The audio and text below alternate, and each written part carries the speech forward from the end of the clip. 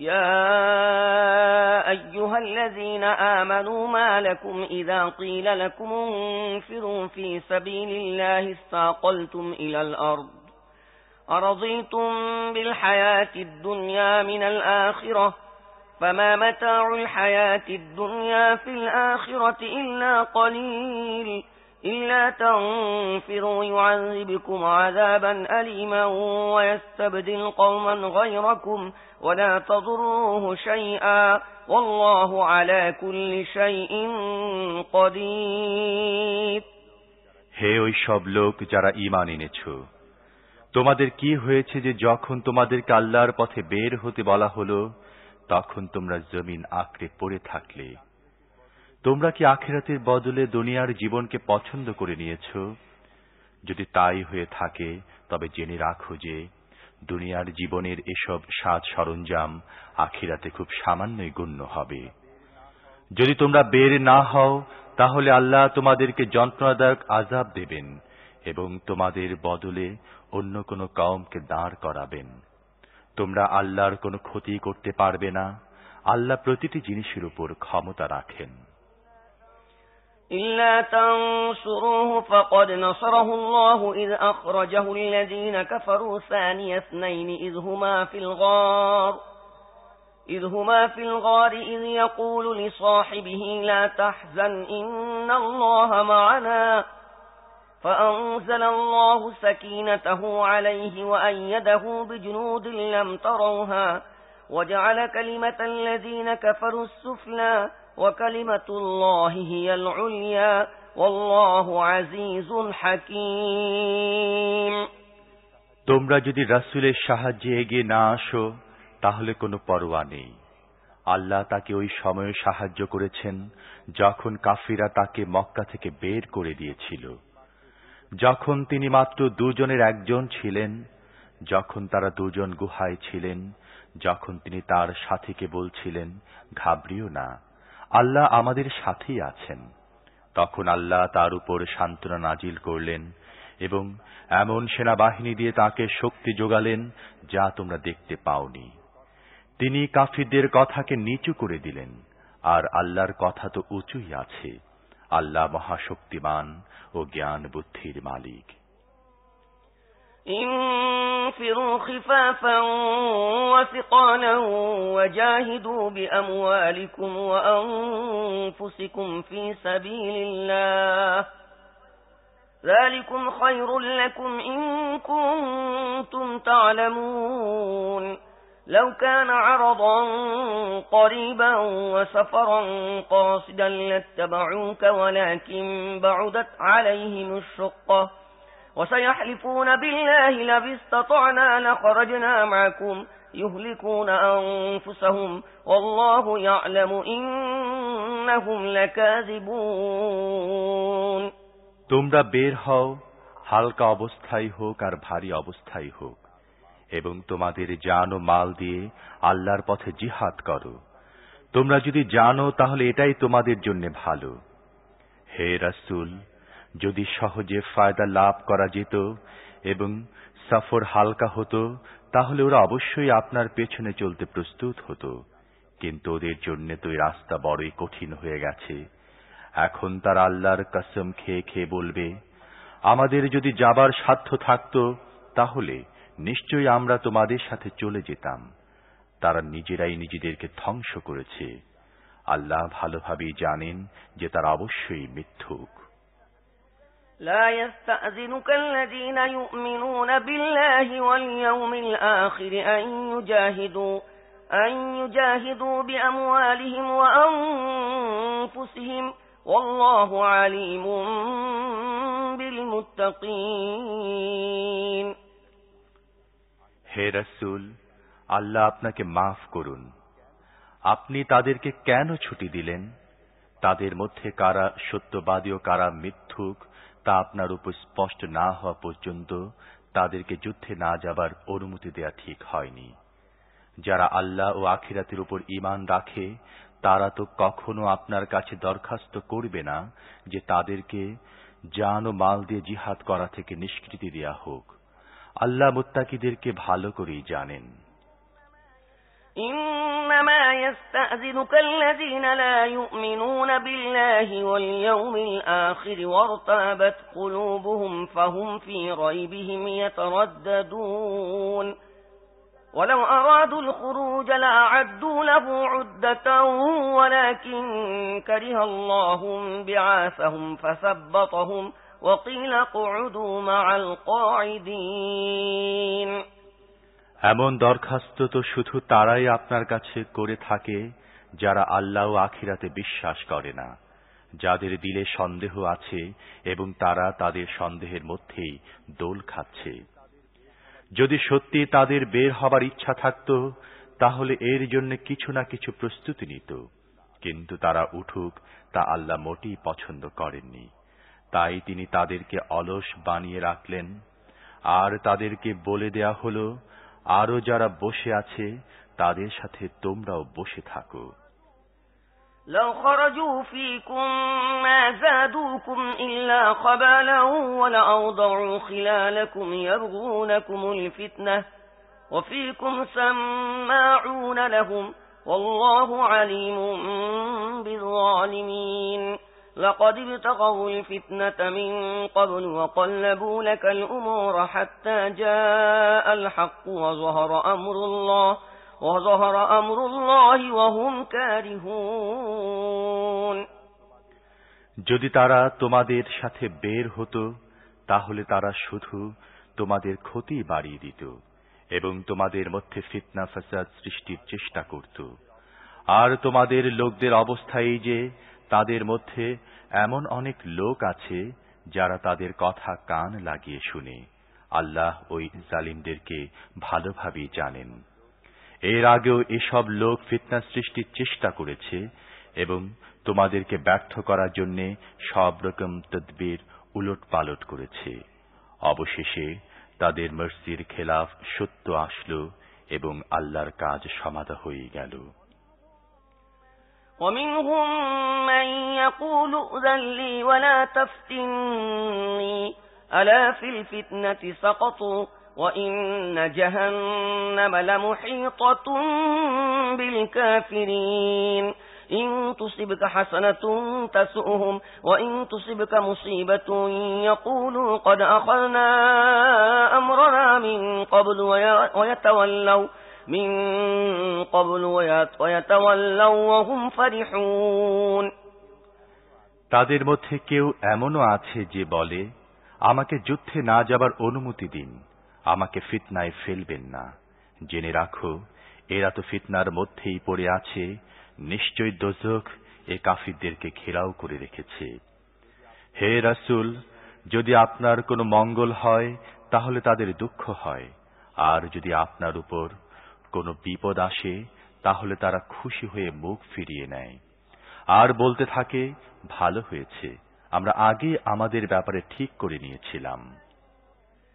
قُل لَّن يُصِيبَنَا إِلَّا مَا كَتَبَ اللَّهُ لَنَا هُوَ مَوْلَانَا وَعَلَى اللَّهِ فَلْيَتَوَكَّلِ الْمُؤْمِنُونَ قُلْ هَلْ تَرَبَّصُونَ بِنَا إِلَّا إِحْدَى الْحُسْنَيَيْنِ وَنَحْنُ نَتَرَبَّصُ بِكُمْ أَن يُصِيبَكُمُ اللَّهُ بِعَذَابٍ مِّنْ عِندِهِ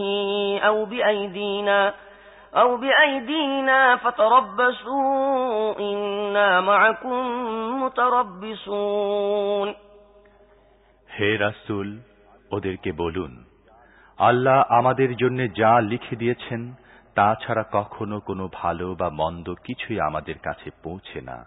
তিনি আমাদের মনিব। মুমিনদেরকে আল্লাহর উপর ভরসা করা উচিত। ওদেরকে বলুন, তোমরা আমাদের ব্যাপারে যে জিনিসের অপেক্ষায় আছো তা তো দুটো মঙ্গলের মধ্যে একটি ছাড়া আর কিছুই নয়।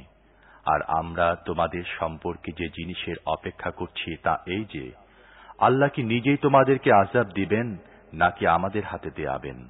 আচ্ছা, তাহলে এখন তোমরাও অপেক্ষা করো, আমরাও তোমাদের সাথে অপেক্ষায় রইলাম। قُلْ أَنفِقُوا طَوْعًا أَوْ كَرْهًا لَّن يُتَقَبَّلَ مِنكُمْ إِنَّكُمْ كُنتُمْ قَوْمًا فَاسِقِينَ وَمَا مَنَعَهُمْ أَن تُقْبَلَ مِنْهُمْ نَفَقَاتُهُمْ إِلَّا أَنَّهُمْ كَفَرُوا بِاللَّهِ وَبِرَسُولِهِ ولا يأتون الصلاة إلا وهم كسالى ولا ينفقون إلا وهم كارهون তাদেরকে বলুন, তোমাদের মাল খুশি মনে খরচ করো কিংবা ইচ্ছার বিরুদ্ধে খরচ করো, যেভাবেই হোক তোমাদের পক্ষ থেকে তা কবুল করা হবে না, কেননা তোমরা হচ্ছ ফাসিক লোক। তাদের দেয়া মাল কবুল না হওয়ার কারণ এছাড়া আর কিছুই নয় যে তারা আল্লাহ ও তার রাসূলের প্রতি কুফরি করেছে, নামাজে আসলেও অলস ভাব নিয়ে আসে এবং আল্লাহর পথে খরচ করলেও অসন্তুষ্ট ও অনিচ্ছায় করে। فلا تعجبك أموالهم ولا أولادهم إنما يريد الله ليعذبهم بها في الحياة الدنيا وتزهق أنفسهم وهم كافرون ويحلفون بالله إنهم لمنكم وما هم منكم ولكنهم قوم يفرقون তাদের ধন দৌলত ও সন্তানাদি দেখে ধোঁকা খেও না। আল্লাহ তো এটাই চান যে এসব জিনিস দিয়ে তিনি তাদেরকে দুনিয়ার জীবনে আযাব দেবেন, আর যদি তারা জানও দেয় তাহলে কাফির অবস্থায় যেন দেয়। তারা কসম খেয়ে খেয়ে বলে যে তারা তোমাদেরই লোক, অথচ তারা কখনো তোমাদের মধ্যে গণ্য নয়। আসলে ওরা এমন লোক যারা তোমাদের ভয়ে ভীত। لو يجدون ملجأ أو مغارات أو مدخلا لولوا إليه وهم يجمحون ومنهم من يلمزك في الصدقات فإن أعطوا منها رضوا وإن لم يعطوا منها إذا هم يسخطون ولو أنهم رضوا ما آتاهم الله ورسوله وقالوا حسبنا الله سيؤتينا الله من فضله ورسوله إنا إلى الله راغبون যদি ওরা কোনো আশ্রয় পেয়ে যায় কিংবা কোনো গুহা বা ঢুকবার মতো কোনো জায়গা পায়, তাহলে পালিয়ে যেয়ে সেখানে লুকিয়ে থাকবে। হে রাসূল, তাদের মধ্যে কতক লোক সদকার মাল বিলি বন্টনের ব্যাপারে আপনার উপর দোষারোপ করে।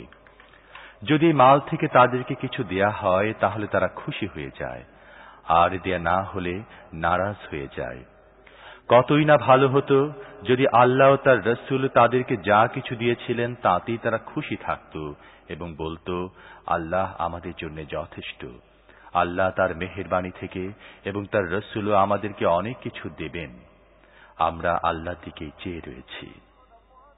إنما الصدقات للفقراء والمساكين والعاملين عليها والمؤلفة قلوبهم وفي الرقاب والغارمين وفي سبيل الله وابن السبيل فريضة من الله والله عليم حكيم ومنهم الذين يؤذون النبي ويقولون هو أذن قل أذن خير لكم يؤمن بالله ويؤمن للمؤمنين ورحمة للذين آمنوا منكم والذين يؤذون رسول الله لهم عذاب أليم এসব সাদকা তো আসলে ফকির ও মিসকিনদের জন্য, ওই সব লোকদের জন্য যারা সদকার কাজে নিযুক্ত, আর তাদের জন্য যাদের মন জয় করা দরকার।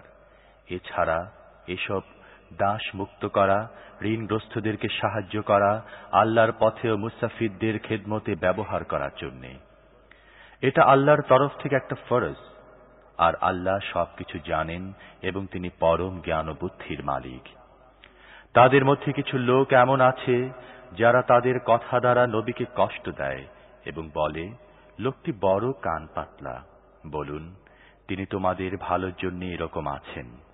তিনি আল্লাহর প্রতি ঈমান রাখেন এবং মুমিনদের উপর আস্থা রাখেন, আর তোমাদের মধ্যে যারা ঈমানদার তাদের জন্য তো তিনি রহমতই রহমত। যারা আল্লাহর রাসূলকে কষ্ট দেয় তাদের জন্য যন্ত্রণাদায়ক আযাব রয়েছে। يحلفون بالله لكم ليرضوكم والله ورسوله أحق أن يرضوه إن كانوا مؤمنين ألم يعلموا أنه من يحادد الله ورسوله فأن له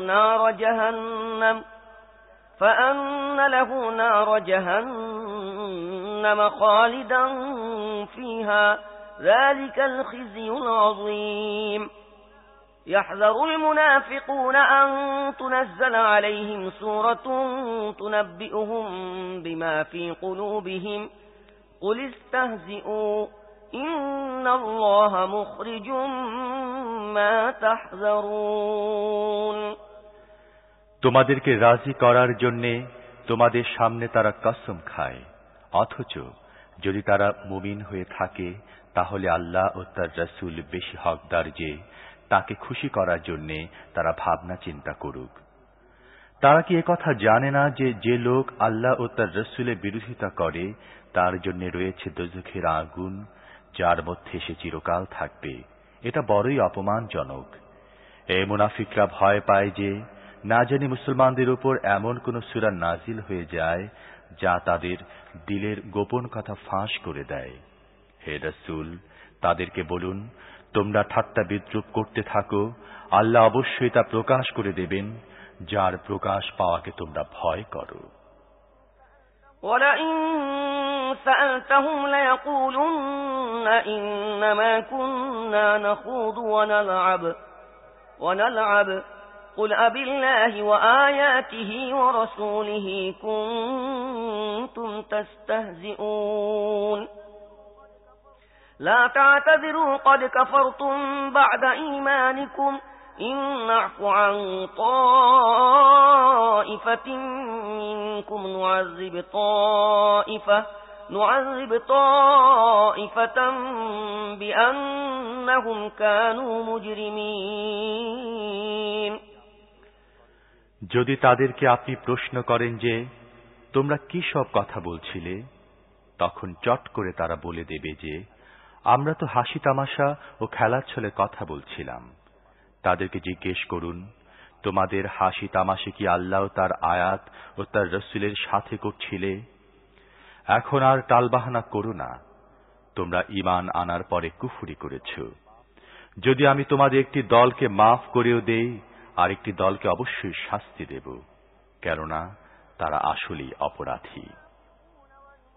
المنافقون والمنافقات بعضهم من بعض يأمرون بالمنكر وينهون عن المعروف ويقبضون أيديهم نسوا الله فنسيهم إن المنافقين هم الفاسقون وعد الله المنافقين والمنافقات والكفار نار جهنم خالدين فيها هي حسبهم ولعنهم الله ولهم عذاب مقيم মুনাফিক পুরুষ ও নারী সবাই এক জাতেরই। এরা মন্দ কাজের হুকুম দেয়, ভালো কাজে মানা করে এবং তাদের হাতকে যা কিছু ভালো তা থেকে বিরত রাখে। এরা আল্লাহকে ভুলে গেছে, আল্লাহ তাদেরকে ভুলে আছেন। নিশ্চয়ই এই মুনাফিকরাই ফাসিক।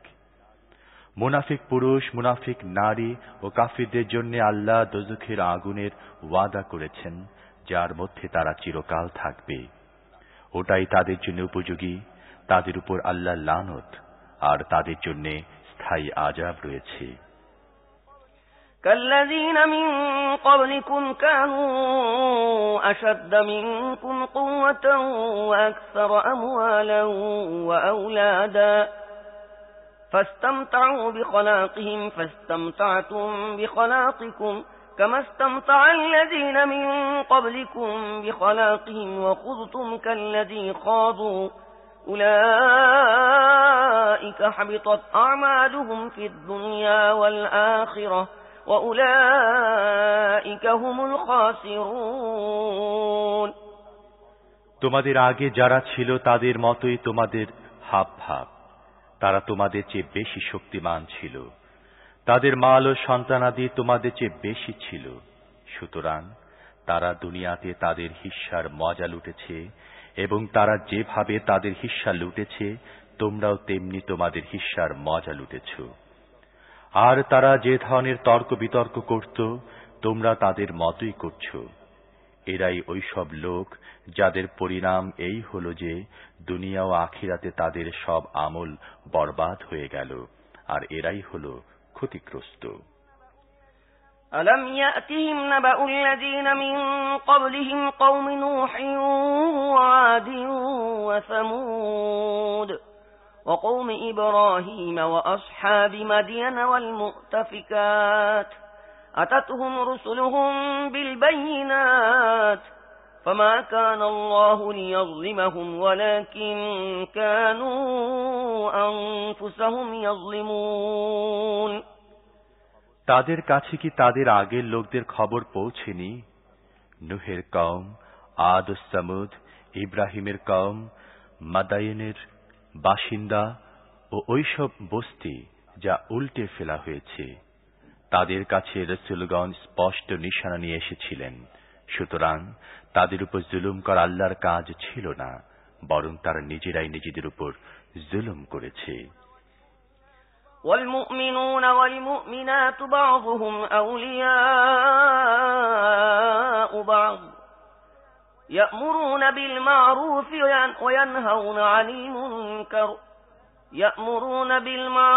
وينهون عن المنكر ويقيمون الصلاة ويؤتون الزكاة ويطيعون الله ورسوله أولئك سيرحمهم الله إن الله عزيز حكيم وعد الله المؤمنين والمؤمنات جنات تجري من تحتها الأنهار خالدين فيها ومساكن طيبة في جنات عدن ورضوان من الله أكبر ذلك هو الفوز العظيم। মুমিন পুরুষরা ও মুমিনা নারীরা একে অপরের বন্ধু।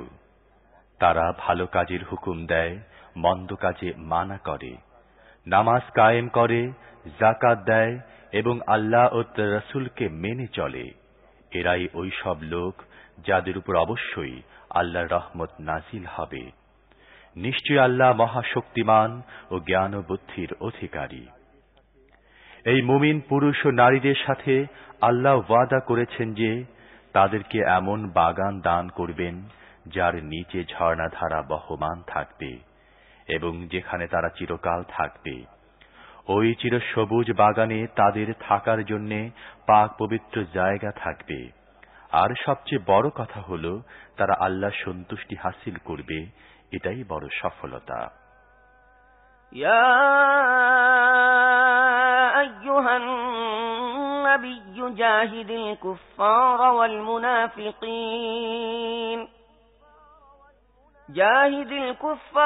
ওয়াল মুনাফিকিন ওয়াগলুয আলাইহিম ওয়া মা'ওয়াহুম জাহান্নাম ওয়া বি'সাল মাসীর। হে নবী, কাফির ও মুনাফিকদের বিরুদ্ধে পূর্ণ শক্তিতে জিহাদ করুন এবং তাদের প্রতি কঠোর হন। দোজখে তাদের শেষ ঠিকানা এবং তা বড়ই নিকৃষ্ট থাকার জায়গা। يحلفون بالله ما قالوا ولقد قالوا كلمة الكفر وكفروا بعد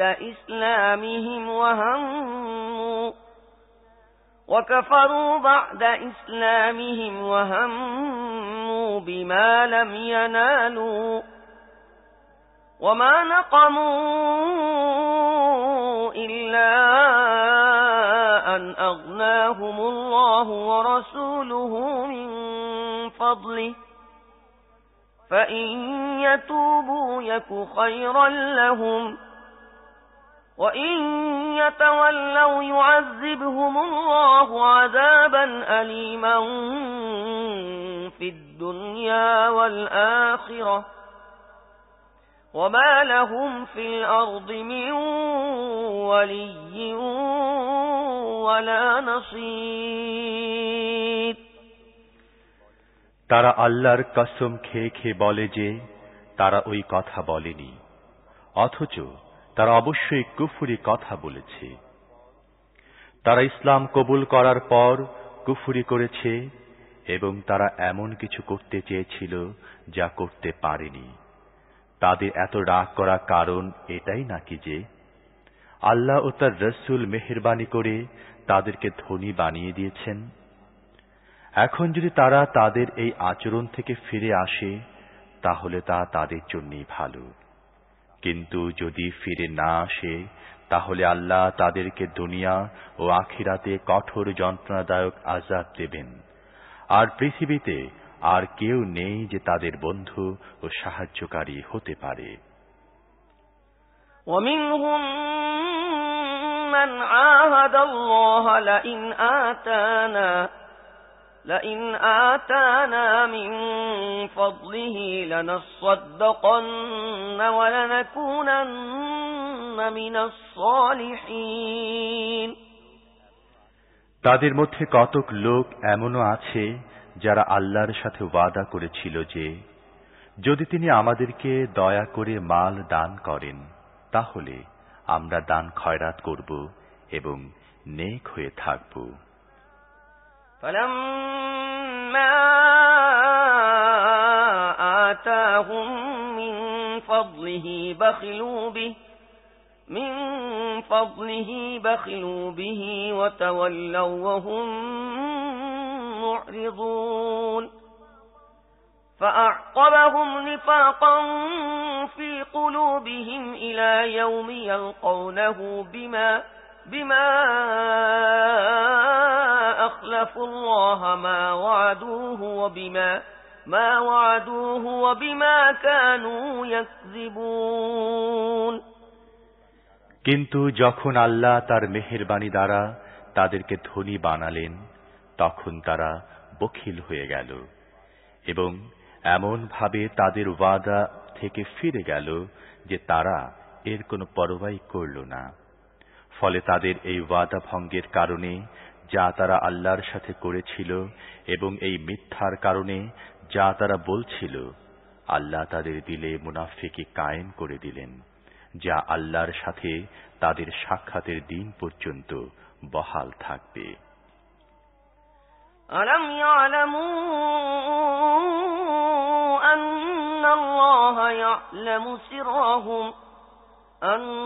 الله يعلم سرهم ونجواهم وأن الله علام الغيوب الذين يلمزون المتطوعين من المؤمنين في الصدقات والذين لا يجدون إلا جهدهم فيسخرون منهم سخر الله منهم ولهم عذاب أليم তারা কি জানে না যে আল্লাহ তাদের গোপন কথা এমনকি গোপন সলা পরামর্শ পর্যন্ত জানেন? নিশ্চয় আল্লাহ সব গায়বী বিষয়ে পুরোপুরি খবর রাখেন।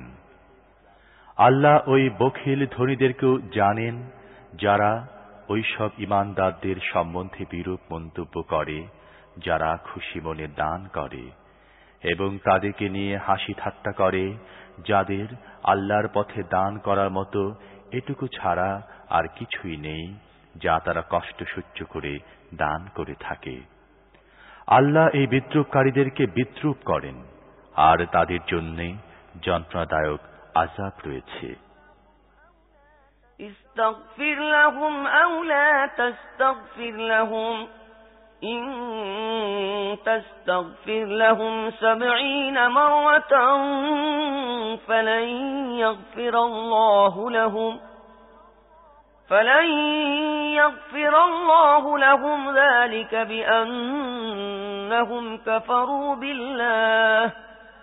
ذلك بأنهم كفروا بالله ورسوله والله لا يهدي القوم الفاسقين হে রাসূল, আপনি এ জাতীয় লোকদের জন্য মাফ চান বা না চান, যদি আপনি 70 বারও তাদের জন্য মাফ চান, তবু আল্লাহ তাদেরকে কখনো মাফ করবেন না, কারণ তারা আল্লাহ ও তার রাসূলের সাথে কুফরি করেছে, আর আল্লাহ ফাসিক লোকদেরকে নাজাতের পথ দেখান না। فرح المخلفون بمقعدهم خلاف رسول الله فرح المخلفون بمقعدهم خلاف رسول الله وكرهوا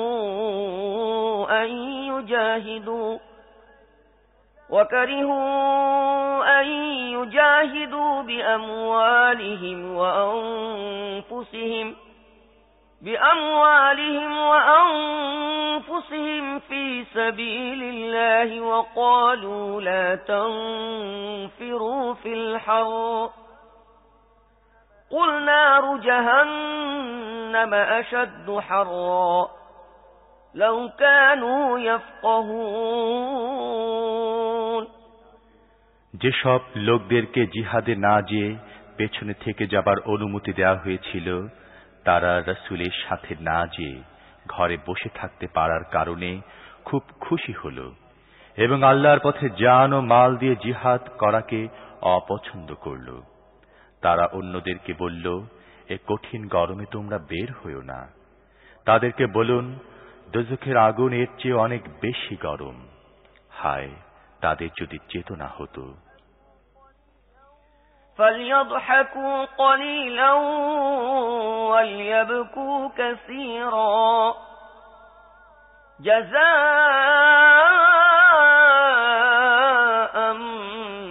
بما كانوا يكسبون এখন তাদের কম হাসা ও বেশি কাঁদা উচিত, কারণ যে বদ কামাই তারা করেছে এর শাস্তি এটাই, যার জন্য তাদের কাঁদাই উচিত। فإن رجعك الله إلى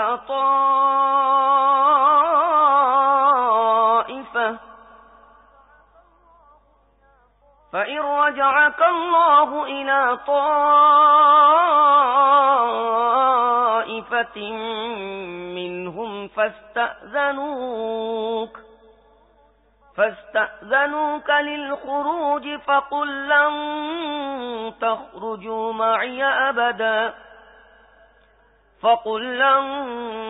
تخرجوا معي أبدا ولن تقاتلوا معي عدوا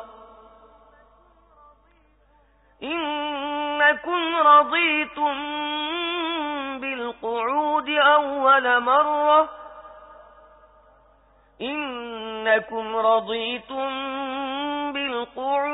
أول مرة فاقعدوا مع الخالفين হে রাসূল, যদি আল্লাহ আপনাকে তাদের কাছে ফিরিয়ে নিয়ে যান এবং ভবিষ্যতে তাদের মধ্যে কোনো দল জিহাদে যাবার জন্য আপনার কাছে অনুমতি চায়, তাহলে সাফ বলে দেবেন, এখন তোমরা আমার সাথে কিছুতেই যেতে পারবে না এবং আমার সাথে থেকে কোনো দুশমনের সাথে লড়াইও করতে পারবে না। তোমরা আগে বসে থাকতে পছন্দ করেছিলে, এখন তাদের সাথে বসে থাকো যারা ঘরে বসে থাকে। ولا تصل على أحد منهم مات أبدا ولا تقم على قبره إنهم كفروا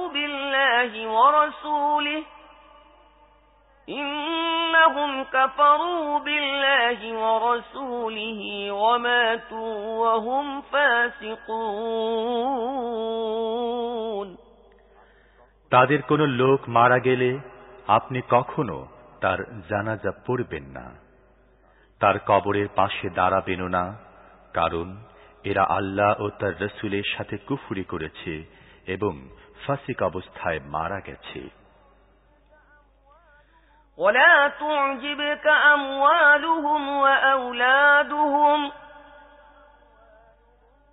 تعجبك أموالهم وأولادهم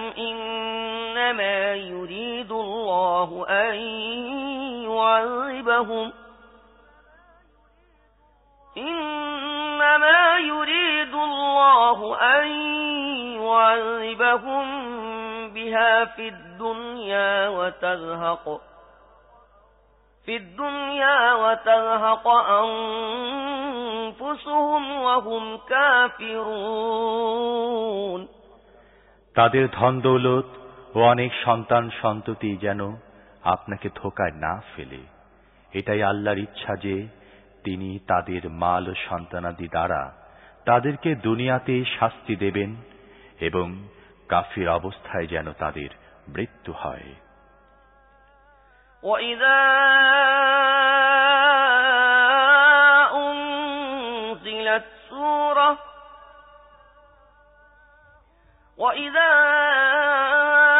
أُنْزِلَتْ سُورَةٌ أَنْ آمِنُوا بِاللَّهِ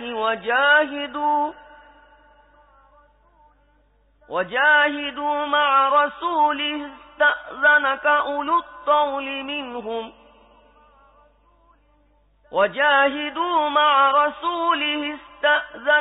أُولُو الطَّوْلِ مِنْهُمْ وَقَالُوا ذَرْنَا نَكُنْ مَعَ الْقَاعِدِينَ।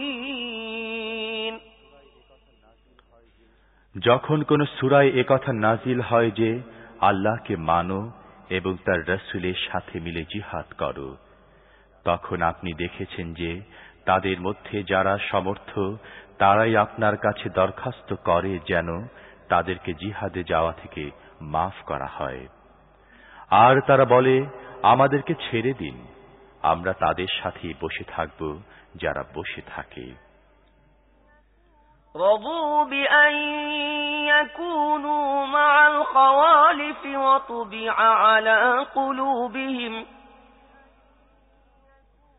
رضوا بأن يكونوا مع الخوالف وطبع على قلوبهم فهم لا يفقهون।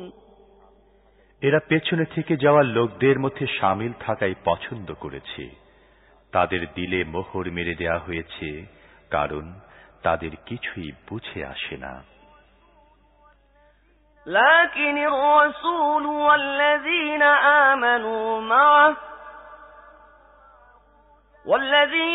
آمنوا معه جاهدوا بأموالهم وأنفسهم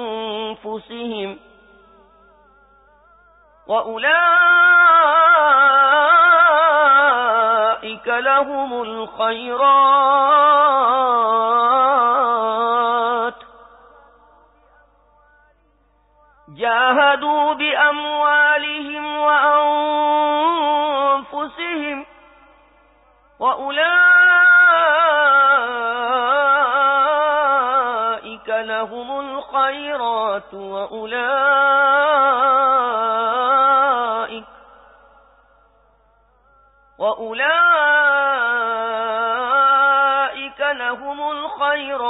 وأولئك هم المفلحون।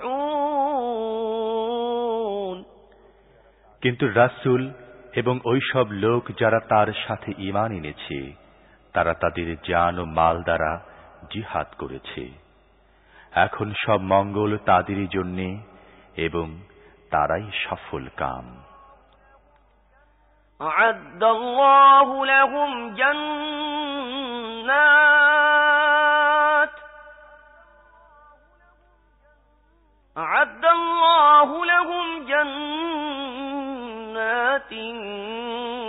تجري من تحتها الأنهار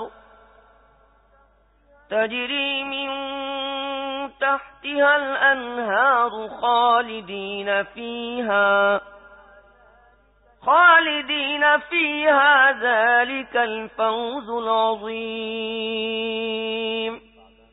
আল্লাহ তাদের জন্য এমন বাগান তৈরি করে রেখেছেন যার নিচে ঝর্ণাধারা বয়ে চলে তারা সেখানে চিরকাল থাকবে এটা বিরাট সাফল্য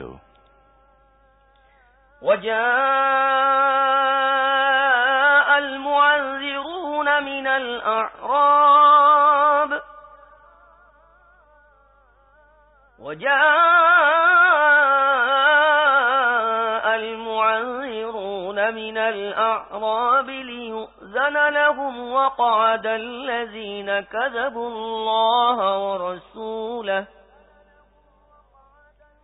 ليؤذن لهم وقعد الذين كذبوا الله ورسوله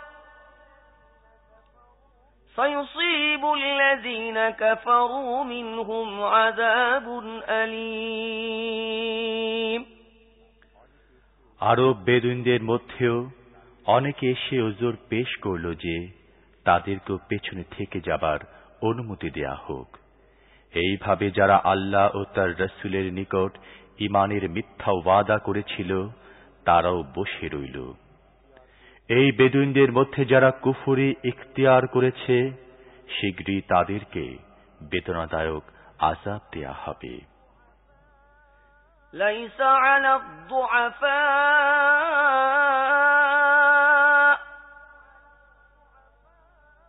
ليس على الضعفاء ولا على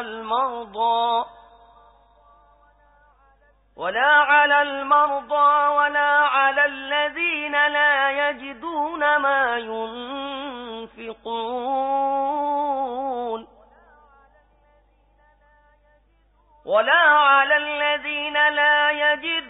ما ينفقون حرج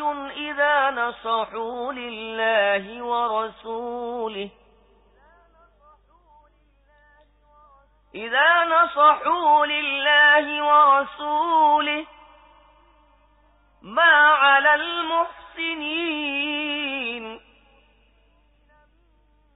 على المحسنين من سبيل والله غفور رحيم দুর্বল ও অসুস্থ লোক এবং ওই সব লোক যারা জিহাদে শরীক হবার জন্য পাথেও পায় না তারা পেছনে রয়ে গেলে কোনো দোষ হবে না যদি তারা খাঁটি দিলে আল্লাহ ও তার রাসূলের অনুগত হয় এমন নেক লোকদের উপর আপত্তি তুলবার কোনো সুযোগ নেই আল্লাহ ক্ষমাশীল ও মেহেরবান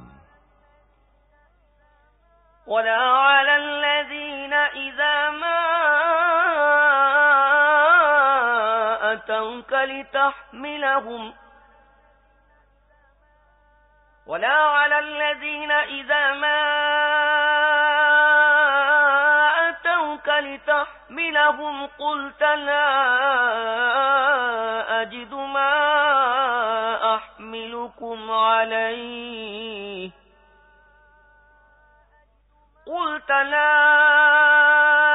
ما أحملكم عليه تولوا وأعينهم تفيض من الدمع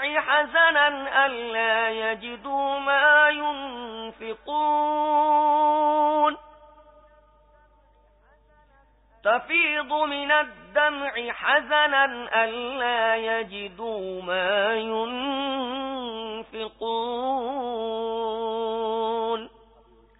হে রাসূল তেমনি ভাবে ওই সব লোকের বিরুদ্ধে আপত্তি তোলা যাবে না যারা নিজেরাই এসে আপনার কাছে দরখাস্ত করেছে যে তাদের জন্য যানবাহনের ব্যবস্থা করা হোক আর যখন আপনি তাদেরকে বললেন আমি তোমাদের জন্য যাতায়াতের ব্যবস্থা করতে পারছি না তখন তারা বাধ্য হয়ে ফিরে গেল তখন তাদের অবস্থা এই ছিল যে তাদের চোখ থেকে পানি পড়ছিল এবং তারা এজন্য বড়ই দুঃখ বোধ করছিল যে জিহাদে শরীক হবার জন্য তাদের খরচ করার সাধ্য নেই إنما السبيل على الذين يستأذنونك وهم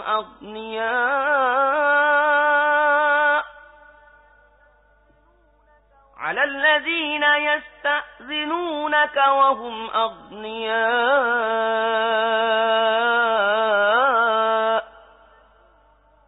رضوا بأن يكونوا مع الخوالف وطبع الله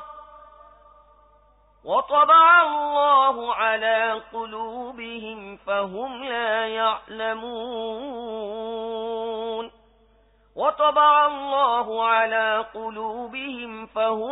يعلمون صدق الله العظيم অবশ্য তাদের বিরুদ্ধে অভিযোগ করা যায় যারা ধনী হওয়া সত্ত্বেও জিহাদে যাওয়া থেকে রেহাই পাওয়ার জন্য আবেদন জানায়। যারা ঘরে বসে রইল তাদের মধ্যে শামিল থাকাকেই তারা পছন্দ করল। আল্লাহ তাদের দিলে মোহর মেরে দিলেন, তাই এখন এরা কিছুই জানে না যে আল্লাহর কাছের পরিণাম কি হবে। আমানতু বিল্লাহ।